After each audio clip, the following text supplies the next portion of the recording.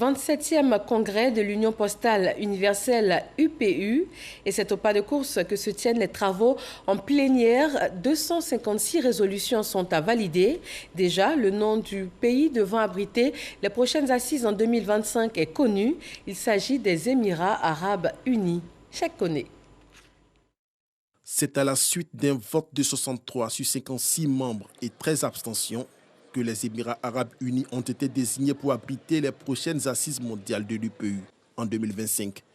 L'information est tombée ce mardi au cours des travaux en plénière du Congrès. Ces plénières ont ceci de particulier qu'elles représentent la partie décisive de ces assises. Pour bien comprendre le processus, il faut savoir que déjà, sur l'ensemble des thématiques ont été discutées entre les deux congrès par des commissions importantes qui regroupent les États membres. Ces commissions ont mis les résultats de leurs travaux à la disposition du conseil d'administration qui les a validés. Il revient au Congrès, qui est souverain, de les entériner. Le Congrès d'Abidjan a cela de particulier également, c'est qu'un certain nombre de problématiques qui ont été élaborées et qui ont été discutées depuis 40 ans n'avaient pas connu leur finalisation. Et l'ambition du Congrès d'Abidjan, c'est effectivement de tourner une page et de finaliser tout cela. Au total, 256 recommandations et décisions discutées dans les commissions ont été portées en plénière, l'instance suprême du Congrès. Au nombre d'entre elles, les questions des frais terminaux, les contributions des 192 pays au bon fonctionnement de l'organisation, le financement des activités qui vont accompagner la stratégie d'Abidjan sur les 4 prochaines années, mais surtout la menace du retrait des États-Unis des instances de l'UPU. Les États-Unis, c'est un très très grand pays, mais aussi l'un des plus gros contributeurs au niveau de l'UPU. Évidemment, il y a des questions, comme on l'a dit, qui n'ont pas forcément les mêmes intérêts qu'on soit d'un pays nanti, développé comme les États-Unis, ou un pays moins nanti. Heureusement, comme cette union sait le faire, il y a eu la marque de la solidarité, du consensus.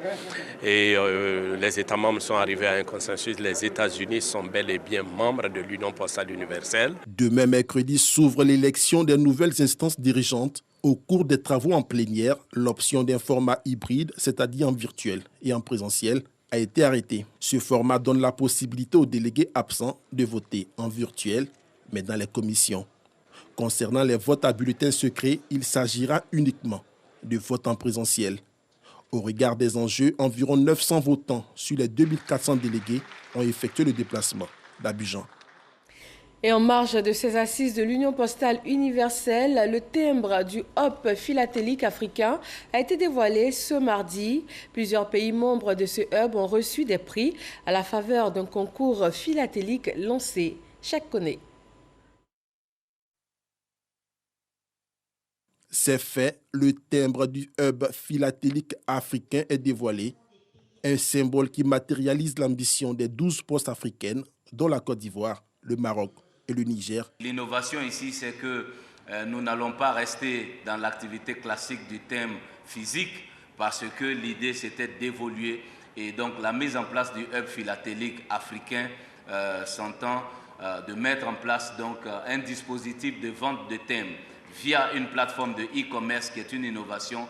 Donc désormais, les postes africaines, via le hub philatélique, vont vendre des thèmes électroniques à nos usagers ou à nos clients pour montrer que nous avons fait justement le mix du physique et du digital. Cette plateforme dotée d'une option de paiement en ligne des timbres est hébergée au Maroc, pays membre du hub, mais surtout partenaire technique dans ce projet intégré.